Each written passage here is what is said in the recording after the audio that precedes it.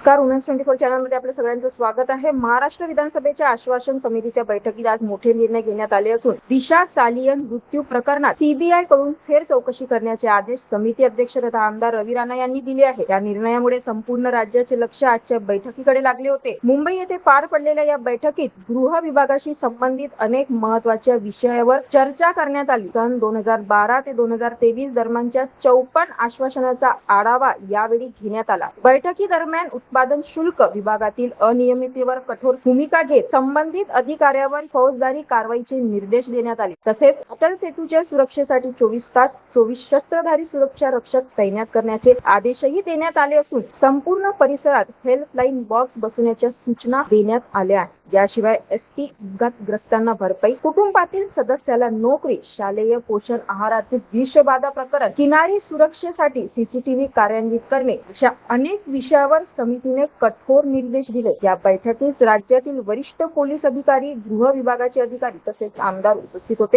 अशाच नवनवीन घडामोडींसाठी सबस्क्राईब करा वुमेन्स 24 चॅनल.